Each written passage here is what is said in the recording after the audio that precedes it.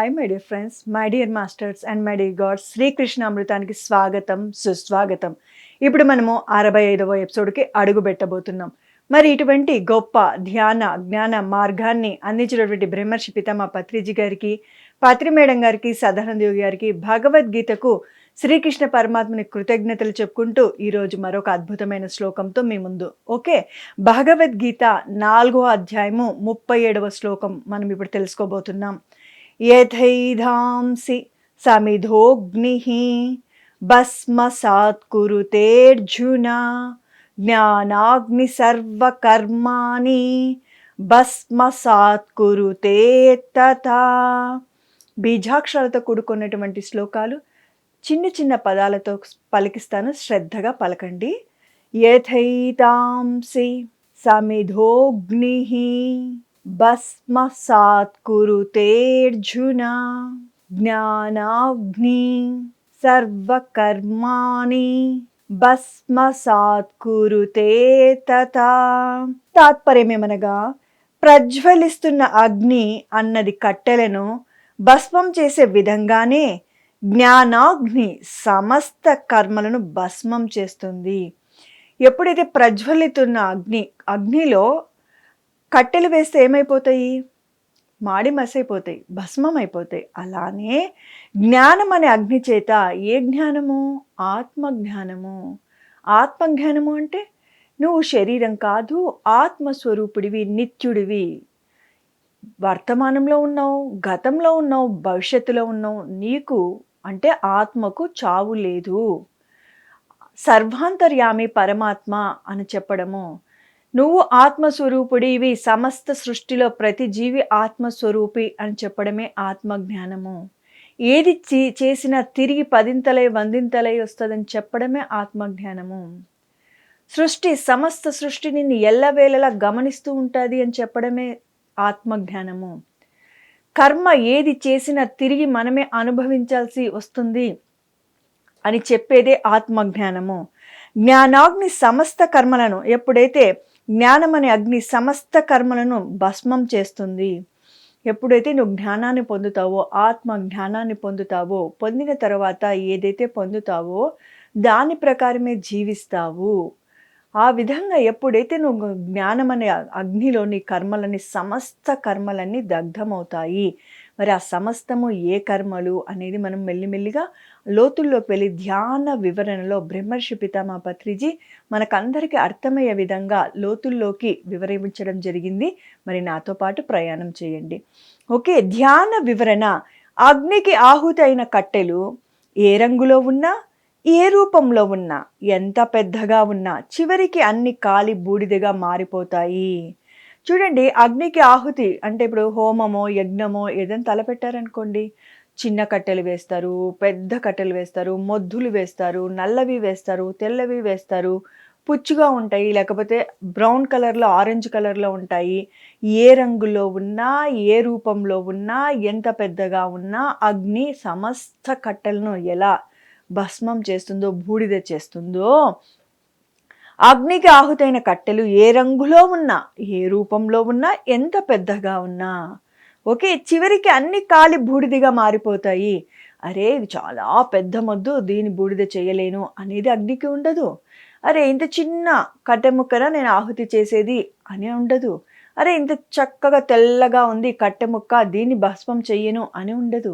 అగ్నిలో వేస్తే నల్లదైనా, తెల్లదైనా, పెద్దదైనా, చిన్నదైనా, పుచ్చినదైనా, ఏ కట్టైనా, పచ్చి కట్టైనా, ఒట్టి కట్టైనా, ఏ కట్టైనా ఎలా అగ్నికి ఆహుతవుతాయో ఆ విధంగానే చివరికి అన్ని కాలి బూడిదిగా మారిపోతాయి. అదేవిధంగా జ్ఞానాగ్ని అంటే జ్ఞానం అనే అగ్నిలో ఏం జరుగుతుందయ్యా అంటే, ధ్యాన సాధన ద్వారా ఆత్మజ్ఞానం సాధించిన మానవుడిలో ప్రజ్వరిలిన జ్ఞానం అనే అగ్ని సమస్త కర్మలను భస్మం చేసే శక్తి కలిగి ఉంది. ధ్యాన సాధన చేస్తూ చేస్తూ ఉంటే ఆత్మజ్ఞానం ద్వారా, నువ్వు ధ్యానం చేస్తూ ఉన్నప్పుడు ఆత్మకు సంబంధించిన జ్ఞానం నీలో ప్రజ్వరిల్లుతుంది. బ్రహ్మర్షి పితామహ పత్రిజీ గారు మనకి ఎప్పుడు ఏమని చెప్పేవారంటే, నువ్వు ధ్యానం చేస్తూ ఉంటే బావిలో నీరు ఎలా ఊట పెరుగుతుందో అలా నీలో జ్ఞానము అనేది జ్ఞానాగ్ని ప్రజ్వరిల్లుతుంది అని. సాధన చేయగా చేయగా మరి నీ శ్వాసే నీ గురువు అని ఎందుకన్నారు? ఎక్కడెక్కడనో లేడు గురువు. నువ్వు ధ్యానం చేయగా చేయగా నీ గురువు నీ అంతరంలోనే ఉన్నాడు. నీ శ్వాస నీ గురువు దగ్గరికి వెళ్ళి కూర్చోపెడుతుంది అని అర్థము. ఆత్మ రూపంలో పరమాత్మ అందరిలోనూ ఉన్నాడు. మన లోపలికి మనం ప్రయాణం చేయలేకపోతున్నాము. మనలోకి మనం ప్రయాణం చేయడానికే శ్వాస అనే గురువు మనకు దారి చూపిస్తాడు. ప్రయాణం చేయవలసింది మనము. ఎప్పుడైతే శ్వాసను పట్టుకొని మనం ప్రయాణం చేస్తామో, మనలో ఉన్న పరమాత్మని సన్నిధిలో మనం కాసేపు సమయం గడిపితే ఆయన గుణాలు మన గుణాలైతాయి. ఆయన గుణాలు భగవంతుని గుణాలు ప్రేమ, దయ, కరుణ, జాలి, క్షమ, సహనం. మరి ధ్యాన సాధన చేస్తూ ఉంటే, ధ్యాన సాధన అంటే అరగంట, గంట ధ్యానాలు కాదు. గంటల తరబడి సాధన చేసి చూడండి. ఆ ఫలితం వేరుగా ఉంటుంది. అందుకనే గురువుగారు ఏమని చెప్తారు, నామినల్ మినిమమ్ ఒక రూల్స్ ఉంటాయి కదా, ఒక రూల్ అండ్ రెగ్యులేషన్ ప్రకారం ధ్యానం ఎంతసేపు చేయాలి గురువుగారు అంటే, ఎవరి వయసో అన్ని నిమిషాలు మినిమం, మ్యాక్సిమం ఎంతసేపైనా చెయ్యొచ్చు అని. ఎవరైతే దీనిలో ఉండే లోతులు తెలుసుకోవాలి, ధ్యానం విలువలు తెలుసుకోవాలి, నిజంగా జ్ఞానంలో ఇంత శక్తి ఉందా అని తెలుసుకోవాలి అని అనుకుంటే, అంటే లోతుల్లోకి తెలుసుకోవాలి అంటే చూడండి, ఈ జన్మలో ఏ పుణ్యఫలమో ఇలాంటి అద్భుతమైన గురువు మనకు దొరికాడు. ఇప్పుడు కొద్దిగా సమయం ఎక్కువగా కేటాయించి, కొద్దిగా ఎక్కువ గంటలు ధ్యానం చేశామనుకోండి, గురువు చెప్పిన విషయాలలో ఎంతవరకు నిజం. పత్రి సార్ ఎప్పుడేమనేవారు తెలుసా? మిమ్మల్ని మీరు పరీక్షించుకోండి, నేను చెప్పానని కాదు అని ఎంత గొప్పగా చెప్పేవాడు. ఎందుకంటే నేను చెప్పింది నువ్వు నమ్మవద్దు. నువ్వు సాధన చేసి, నువ్వు లోతుల్లోకి వెళ్ళి, నువ్వు గంటల తరబడి సాధన చేసి, నువ్వు అనుభవాలు పొందు అని. ఎప్పుడైతే మనం గంటల తరబడి ధ్యానం చేస్తామో ఎన్నో అనుభవాలు పొందుతాము. మనలో మార్పులు గమనిస్తాము. అదే గొప్ప అచీవ్మెంట్. మనల్ని మనం మార్చుకోవడానికే భూమి మీదికి వచ్చాము, అది మరిచిపోయాము. ఈర్ష, ద్వేష, కుళ్ళు కుతంత్రాలు, బాధ, భయము, ఆందోళన అన్నీ తొలగిపోతాయి. ఎందుకంటే ఇప్పటి వరకు మనల్ని ఎవరు రక్షిస్తారు, ఎవరు కాపాడుతారు, నాకు ఎవరు దిక్కు అనేటివి ఆత్మజ్ఞానం లేనప్పుడు ఉన్నటువంటి విషయాలు. ఎప్పుడైతే ధ్యానం చేస్తూ జ్ఞానాన్ని పొందుతావో, పరమాత్ముడు సర్వాంతర్యామి, అంతటా ఉన్నాడు, అందరిలో ఉన్నాడు, అణువణువున ఉన్నాడు, అణువణువున ఉన్నవాడు నాలోనూ ఉన్నాడు, నన్ను సర్వము గమనిస్తూనే ఉన్నాడు అని తెలుసుకున్నప్పుడు పాపము చెయ్యడానికి జంకుతావు, భయపడతావు. ఎవరైనా నీకు ఈ హాని చేసినా, బాధ పెట్టినా అంతటా ఉన్న పరమాత్ముడు నన్ను కూడా గమనిస్తూ ఉంటాడు, నన్ను ఈ సమస్య నుంచి బయటపడేస్తాడు అని నమ్మకము, భరోసా, విశ్వాసము నీకు కలిగినప్పుడు ఆనందంగా, హాయిగా, ప్రశాంతంగా జీవించుతావు. మరి అందుకనే ధ్యాన సాధన ద్వారా ఆత్మజ్ఞానము సిద్ధించిన మానవుడిలో ధ్యానము సాధన చేయగా చేయగా జ్ఞానం, ఆత్మజ్ఞానం అనేది సిద్ధిస్తుంది మానవుడిలో. మానవుడిలో ప్రజ్వరిల్లిన జ్ఞానం అనే అగ్ని ఏముంది, మానవుడు సాధన చేయగా చేయగా చేయగా ఆత్మజ్ఞానం సిద్ధించిన తరువాత, అంటే భగవంతుడు ఎక్కడో లేడు, నీలోనే ఉన్నాడు అని తెలుసుకొని మానవుడిలో ప్రజ్వరిల్లిన జ్ఞానం అనే అగ్ని సమస్త కర్మలను భస్మం చేసే శక్తి కలిగి ఉంది. నాకు ఎక్కడ జరుగుతుందిలే, నేను చాలామంది అంటారు, నేను ఒక స్త్రీని, నాకెక్కడ జరుగుతుంది, నేను ఒక పురుషుడిని, నేను లేనివాడిని, నేను పలానా, అంటే ఇప్పుడు ఉంటారు కదా మరి చెయ్యకూడని కర్మలు చేస్తూ ఉన్నటువంటి శ్రీమూర్తులు ఉంటారు కదా, దేవతా శ్రీమూర్తులు. ఎవరైనా ఎప్పుడైనా చేయవలసిన సాధన ధ్యాన సాధన. చూడండి, కొన్ని మంత్రాలు స్త్రీలను పఠించరాదు అని చెప్తారు. మరి గాయత్రి మంత్రం కావచ్చు, వేదాలు చదవడం కావచ్చు, స్త్రీలకు పనికి రాదు అంటారు. కానీ ధ్యానము అందరూ చేయొచ్చు. మరి అంజలిదేవి, ఆంజనేయ స్వామి గారి తల్లిగారైనటువంటి అంజలిదేవి ధ్యానం చేసి ఎంతో గొప్ప పుత్రునికి జన్మనిచ్చింది. తనకు కూడా గురువు ఆంజనేయుడికి తల్లి ఎవరు? అంజనాదేవినే. మరి ఆత్మస్వరూపులే కాబట్టి స్త్రీ అయినా, పురుషుడైనా, మొగ అయినా, స్త్రీ అయినా, పురుషుడైనా, అంతేకాకుండా ఉన్నవాడైనా, లేనివాడైనా, ధనికుడైనా పేదవాడైనా ఎవ్వరైనా చెయ్యవలసినటువంటి సాధన. అంతేకాకుండా కులం మతం కూడా లేదు, వీడు పలానా కులం వాడు వీడు మాత్రమే సాధన చెయ్యాలి అనేది కూడా లేదు ధ్యానంలో. ప్ర మానవులు అంటే జంతువులు చెయ్యలేవు కాబట్టి అందుకని మానవులు ఉన్నారు. సమస్త మానవాళికి ధ్యానం చెయ్యొచ్చు. ధ్యానం ద్వారా ఆత్మ జ్ఞానాన్ని పొందొచ్చు. ధ్యానం చేస్తూ ఆత్మ జ్ఞానంలో మానవుడు ఉన్నప్పుడు జ్ఞానం అనే అగ్ని ప్రజ్వరిల్లుతుంది. ఎప్పుడైతే జ్ఞానం అనే అగ్ని సమస్త కర్మలను భస్మం చేసే శక్తి కలిగి ఉంది అంటే, సమస్త కర్మలను భస్మం చేసే శక్తి ఎవరికి, ఏ దానికి ఉంది? జ్ఞానాగ్నికి ఉంది. సమస్త కర్మలు అంటే ఆగామి, సంచిత, ప్రారబ్ధ కర్మలు. అర్థమైందా? మన కష్టాలకు, కన్నీళ్లకు, బాధలకు కారణము మనం చేసిన కర్మలే. ఆనందాలకు, వైభోగాలకు మనము చేసిన కర్మలే. మంచి చేస్తే మంచి, చెడు చేస్తే చెడు, ఏవైనా తిరిగి మనకే వస్తాయి. ఈ జనన మరణ చక్రానికి కారణమేమి? మన జన్మలు, మనము చేసిన కర్మలు, కర్మల వల్ల జన్మలు. మరి జనన మరణ చక్రం నుంచి విడబడాలి అంటే ఏం చేయాలి? కర్మల నుంచి విడబడాలి. కర్మల నుంచి విడబడాలంటే ఏం చేయాలి? ధ్యానం, జ్ఞానం, శరణం గచ్చామి. ధ్యానం చేస్తూ జ్ఞానం అనే అగ్నిని ప్రజ్వరిల్లుకున్నప్పుడు సమస్త కర్మలు దగ్ధమైపోతాయి. సమస్త అంటే ఏమి? అన్నీ. అన్నీ అంటే ఏమి? ఆగామి, సంచిత, ప్రారబ్ధ కర్మలు. ఆగామి కర్మలు అంటే ఏమి? పుట్టినప్పటి నుంచి చనిపోయే వరకు చేసే కర్మలను ఆగామి కర్మలు అంటారు. ఆగామి కర్మ అంటే ఏమి? మరి ఇప్పుడు తెలుసుకున్నాం, పుట్టినప్పటి నుంచి చనిపోయే వరకు చేసే కర్మలను ఆగామి కర్మలు అంటారు అని. ఆగామి కర్మల్లో నుంచి మనము కొన్నిటిని అంటే 60% ఇక్కడే అనుభవించేస్తాము. 40% ఏమవుతుంది? సంచితంలో పోయి పడతాయి. మరి మరణించిన తర్వాత మానవుడు అంటే శరీరాన్ని వదిలేసి ఆత్మ పైకి వెళ్ళిపోయిన తర్వాత మరి ఎప్పుడైతే చనిపోయినాక మనం ఎక్కడికి వెళ్ళిపోతాము? జనాలోకానికి వెళ్ళిపోతాము. మరి ఎన్ని లోకాలు? ఊర్ధ్వలోకాలు వచ్చేసి భూలోకం, భువర్లోకం, సువర్లోకం, జనాలోకం, మరి మహాలోకం, తపోలోకం, ఆ పైన ఉండేటటువంటి మహాలోకం. ఓకే, ఎప్పుడైతే మనము భూలోకం, భువర్లోకం, సువర్లోకం దాటి జనాలోకానికి ఎందుకు వస్తాం? మరణించిన తర్వాత ఎవరైనా కానీ జనాలోకానికి చేరుకుంటారు. మరి జనాలోకం పైన ఉన్నటువంటి మహాలోకం, తపోలోకం, సత్యలోకం, ఈ 3 లోకాలు పైలోకాలు. మరి కింద 3 ఉన్నాయి, పైన 3 ఉన్నాయి, మధ్యలో లోకము. ఏ మానవుడైనా అంటే పూర్ణాత్మ కానీ మూల చైతన్యం కానీ జనాలోకానికి వచ్చి సృష్టి చేసి మనల్ని భూలోకానికి వదులుతుంది. చూడండి, సత్యలోకం నుంచి వాళ్ళు సృష్టి చేస్తే ఏం చేస్తాడు మానవుడు? నేను ఎక్కడి నుంచి వచ్చాను, నేను అక్కడికి పోతాను అంటాడు. అందుకని మిడ్ లోకం వచ్చి జనాలోకం, జనాలోకం నుంచి సృష్టి చేసి భూలోకానికి వదులుతారు. భూలోకంలో మనము జన్మ తీసుకుంటాము.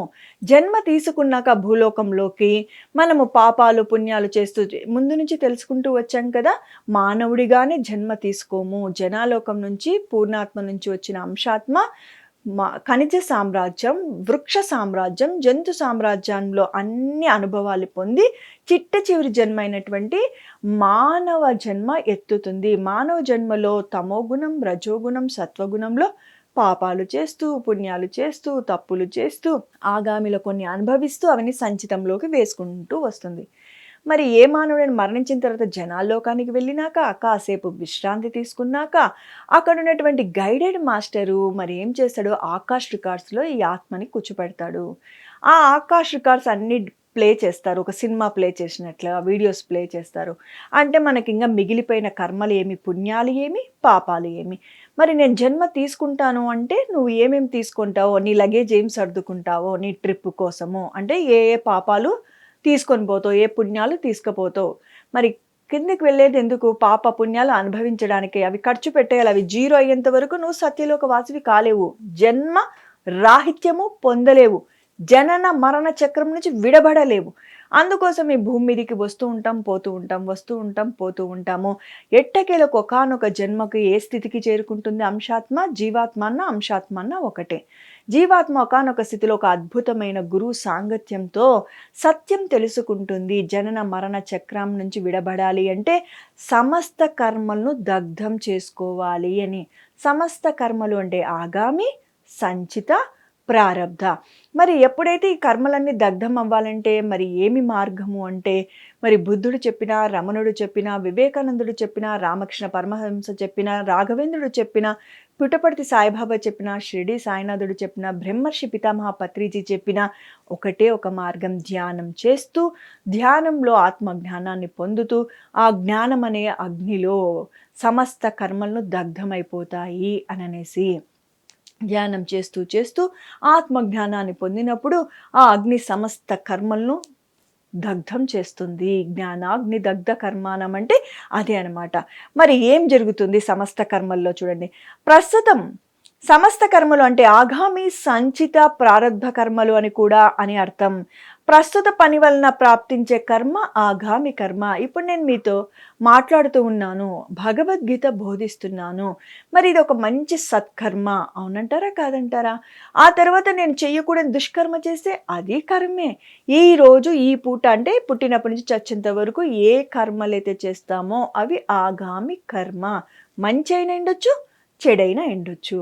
ధ్యానం చేస్తూ జ్ఞానం పొందినవాడు మాత్రమే అంటే విఘ్నతతో ఉంటాడు. ఏది సరి అయినది, ఏది సరికానిది అనేసి. కనీసం 90% మంచి పనులు చేస్తుంటాడు. ఒక 10% తను కూడా మానవుడే కాబట్టి కోపం రావడమో లేకపోతే చిన్న చిన్న పొరపాట్లు చేయడమో సహజం. కానీ చాలా ఎరుకతో జీవించేవాడు ఆత్మజ్ఞాని. చూద్దాం. ప్రస్తుతం పని వలన సంప్రాప్తిచ్చే కర్మ ఆగామి కర్మ. ముందు ముందు అనుభవించడానికి నిలువ ఉన్న కర్మ సంచిత కర్మ. మరి ఎప్పుడైతే మనం చనిపోతే పైన ఆకాష్ రికార్డ్స్లో మనకి చూపించే కర్మలన్నీ ఎక్కడివి? సంచిత కర్మ. తమో గుణంలో 150 జన్మలు, రజోగుణంలో 150 జన్మలు, సత్వగుణంలో 50 జన్మలు ఎత్తింటాము. అక్కడ ఎన్ని పాపాలు చేసింటామో, ఎన్ని పుణ్యాలు చేసింటామో, ఎన్ని చేసినా కూడా అన్ని రికార్డ్ అయి పడి ఉంటాయి. వాటిలో నుంచి మనము ప్రారబ్ధంలోకి తెచ్చుకుంటాము. ముందు ముందు అనుభవించడానికి నిలువ ఉన్న కర్మ సంచిత కర్మ అంటే పైన నిలువ ఉంచి ఉండబడి ఉంటాయి. అన్ని రికార్డ్ అయ్యబడి ఉంటాయి. నేను చేసేది నాకు తప్ప ఎవ్వరికి తెలియదు అనుకుంటాం. పంచభూతాలే సాక్షిభూతాలు. అందుకని ఆత్మజ్ఞానం పొందితే ఒక్క తప్పు చేయడానికైనా జంకుతాము, భయపడతాము, ఆలోచిస్తాము. అవసరమా మనకి ఇవన్నీ అని అనిపిస్తుంది. మనతో పాటు వచ్చేటివి ఈ సిరి సంపదలు కాదు, పేరు ప్రతిష్టలు కాదు. వీటిని పొందడానికి చెయ్యకూడని దుష్కర్మలు చేసి ఆ దుష్కర్మల ఫలితాలను నేను వెంట పెట్టుకోబోతాను. నేను సంపాదించిన సంపదనంతా ఇక్కడనే వదిలిపెట్టాల్సి వస్తుంది అన్న జ్ఞానం తెలుసుకున్నాక ఖచ్చితంగా జంకుతాడు మానవుడు అన్నవాడు. నెక్స్ట్ వెళ్ళిపోదాం. మరి ఆగామి తెలుసుకున్నాము, సంచితం తెలుసుకున్నాము. మరి ప్రారబ్ధం గురించి శ్రీకృష్ణ పరమాత్మ మనకి ఏం చెబుతున్నాడో చూద్దాం. ఈ జన్మకు వచ్చే ముందు వరకు ఉన్న సంచిత కర్మల్లో నుంచి ఈ జన్మలో అనుభవించడానికి స్వీయ అంగీకారంతో, ఏమంటున్నారు? నీ సొంత అంగీకారంతోనే నిర్ణయించబడిన కర్మ ప్రారబ్ధ కర్మ. వన్స్ అగైన్ నేను రిపీట్ చేస్తున్నాను. ఎంతో అద్భుతమైనటువంటి విషయాలు. కర్మ సిద్ధాంతం ఒక్కటి తెలుసుకుంటే చాలు మనలో భయము, భక్తి, శ్రద్ధ అన్నీ పుట్టుకొస్తాయి. ఈ జన్మకు వచ్చే ముందు వరకు ఉన్న సంచిత కర్మల్లో నుంచి ఈ జన్మలో అనుభవించడానికి స్వీయ అంగీకారంతో అంటే సొంత అంగీకారంతో నిర్ణయించబడిన కర్మ ప్రారబ్ధ కర్మ. ఎప్పుడైనా హాస్పిటల్స్లో చంటి బిడ్డలు హాస్పిటలైజ్ అయినారనుకోండి, అంటే పుట్టినారు, వాళ్ళని బాక్స్లో పెట్టింటారు కదా ఐసీయూలో. చాలామంది పెద్దవాళ్ళు అంటారు గుండెలో హోల్ ఉందంటమ్మా, కిడ్నీ ప్రాబ్లం ఉందంటమ్మా, లివర్ ప్రాబ్లం ఉందంట, శ్వాస సరిగా తీసుకోలేకపోతున్నాడు, లేక పసరీకలు వచ్చాయి, కళ్ళు కనిపించవు, చెవులు వినిపించవు, లేకపోతే బుద్ధిమాంద్యంతో పుట్టాడు అని చంటి బిడ్డల విషయంలో ఏమంటుంటారంటే, వీరేం పాపం చేశారు, ఇంత చిన్న పిల్లలు వీరేం పాపం చేశారు, భగవంతునికి దయా దాక్షిణ్యం లేవు, కరుణ లేదు అని అంటుంటారు. ఇప్పుడు చెప్పండి, ఆ బిడ్డలు పుడితేనే వాళ్ళు కర్మ చేయడం కాదు, వారు చేసిన కర్మలు గత జన్మవి జన్మకు తెచ్చుకున్నారు. మరి ఎవరైతే బాగా లివర్ తిన్నారో వారికి లివర్ జబ్బుతో పుడతారు. మరి గుడ్డివారిగా, మూగవారిగా పుట్టారు అంటే ఇతరులను హింసించి, బాధ పెట్టి, కష్టపెడితే ఆ యొక్క కర్మ ఫలాలు ఈ జన్మలో అనుభవిస్తూ ఉంటాము. బుద్ధిమాంద్యంతో పుట్టారు అంటే గత జన్మలో ఇతరులని మానసికంగా ఇబ్బంది పెట్టి, బాధ పెట్టి, వాళ్ళ మతి స్థిమితం గతి తప్పేటట్లు చేసింటే ఈ జన్మలో బుద్ధిమాంద్యంతో పుడతారు అని చెబుతారు. అంతేకాకుండా గుండెలో హోల్ పెట్టి పుట్టారు అంటే ఎవరైతే మాంసభక్షణ చేస్తూ ఉంటారో, మరి చూడండి చికెన్ సెంటర్‌లో, మటన్ సెంటర్‌లో గుండెకాయ కావాలని స్పెషల్‌గా తీసుకొని వెళ్తుంటారు అని చెబుతారు. మరి అవన్నీ చేసినేటివన్నీ మనము కూడా మరు జన్మల్లో అనుభవించాల్సి వస్తుందని ప్రారబ్ధ కర్మ అని శ్రీకృష్ణ పరమాత్మ మనకు సెలవిస్తున్నాడు. మన జీవితంలో పత్రి సార్ ఒక మాట అనేవారు, చిన్న చిన్న పాపాలకు చిన్న చిన్న రోగాలు, పెద్ద పెద్ద పాపాలకు పెద్ద పెద్ద రోగాలు, రకరకాల పాపాలకు రకరకాల రోగాలు అనేవాడు. అంటే మన జీవితంలో వచ్చే కష్టానికి, నష్టానికి, అనారోగ్యానికి ఎవరు కారణము? ఎవ్వరి కర్మలు వారికి కారణము. మానవుడిలో జ్ఞానాగ్ని ప్రజ్వలిల్లినప్పుడు సమస్త కర్మలు దగ్ధమైతాయి. మానవుడిలో ఎప్పుడైతే జ్ఞానం అనే అగ్ని ప్రజ్వరిల్లుతుందో ధ్యానం చేస్తూ ఉంటాడు. ఆత్మ జ్ఞానాన్ని వింటూ ఉంటాడు. ఈ రెండిటిని కలిపి ఎప్పుడైతే ధ్యానం చేస్తూ జ్ఞానాన్ని పొందినప్పుడు ధ్యానంలో జ్ఞానం అంటే ఎవరు చెప్పని విషయాలు కూడా తనకు స్మరిస్తుంటాయి, తెలిసిపోతూ ఉంటాయి. ఎలా? మన లోపల ఉన్నటువంటి పరమాత్మ మనకి కావలసిన జ్ఞానాన్ని మనకి ఇస్తూ ఉంటాడు. మరి ఆ విధంగా మానవుడిలో జ్ఞానాగ్ని ఎప్పుడైతే ప్రజ్వరిల్లినప్పుడు సమస్త కర్మలు దగ్ధమవుతాయి. సమస్తము అంటే ఆగామి, సంచిత, ప్రారబ్ధ. అంటే కర్మ సిద్ధాంతంలో కర్మలన్నీ దగ్ధమైనప్పుడు వేరే జన్మకు కారణభూతమైన కర్మ ఏదీ మిగిలి ఉండదు. నువ్వు జన్మ ఎత్తాల్సిన అవసరం లేదు. జన్మకు కారణం కర్మ. కర్మలని దగ్ధమైనప్పుడు జన్మకు కారణము లేదు. జన్మ రాహిత్యముగా జనన మరణ చక్రం నుంచి ఎందుకు విడబడ్డావు? ఎందుకంటే కర్మలు లేవు, సంచితంలో లేవు, ఖాళీగున్నాయి, ఆగామిలో లేవు, ప్రారబ్ధంలో లేవు. మొత్తానికి కర్మలన్నిటినీ దగ్ధం చేసుకున్నావు. ఎలా దగ్ధం చేసుకున్నావు? జ్ఞానాగ్ని ద్వారా. జ్ఞానం అనే అగ్ని ఎలా ప్రజ్వరిల్లింది? ధ్యానం ద్వారా. ధ్యానం ద్వారానే జ్ఞానం అనే అగ్ని ప్రజ్వరిల్లుతుంది. మనకి చిన్నగా ఉన్నప్పటి నుంచి ఇప్పటి వరకు మంచి మంచి విషయాలు మన ఇంట్లో వాళ్ళు, పెద్దవాళ్ళు అన్నీ చెప్పారు. ఎలా ఉండాలి, ఎలా ఉండకూడదు, ఏం మాట్లాడాలి, ఏం మాట్లాడకూడదు. పరాయి సొమ్ము పాము వంటిది. ఇతరులను ఇబ్బంది పెట్టరాదు, ఇతరులను మోసం చెయ్యరాదు, ఎవరు తవ్వుకున్న గోతిలో వాళ్ళే పడతారు. ఇలాంటి మాటలు చెబుతూ ఉంటే మనకప్పుడు వాళ్ళని చూస్తే పిచ్చిగా అనిపిస్తుంది. మరి చూడండి, ఎందుకు నాయనా పాపం చేస్తావు, ఆ పాపం మరి మనమే అనుభవించాలని ఇంట్లో పెద్ద ఆవిడ ఉంటే అంటుంది. ఈమెకేం తెలుసు, ఎవరు చూశారు అని అనుకుంటాము. అప్పుడు తెలియదు, మనము వయసు మీద పడే కొద్దీ ఆ బాధలు, ఆ కష్టాలు వస్తుంటే అప్పుడు అర్థమవుతుంది. అవును, నేను అప్పుడు చేశాను, అందుకని ఇప్పుడు అనుభవిస్తున్నాను అని అనేసి. వయసులో ఉన్నప్పుడు అందరు బాగానే, అంటే విత్తు అప్పుడు వేస్తారు, ఫలితం ఎప్పుడు వస్తుంది? వృద్ధాప్యంలో వస్తుంది. అప్పుడు అర్థమవుతుంది నేను ఎన్ని పాపాలు చేశాను, అందుకని ఈరోజు అనుభవిస్తున్నాను అని.